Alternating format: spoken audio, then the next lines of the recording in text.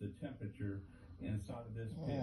There is no knob that set temperature or anything like that. It's strictly done through airflow. One thing that did, and I don't know why they did that, you always put your vent underneath, okay, always.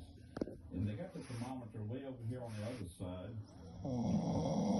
And so the temperature that you're reading with that thermometer is the heat coming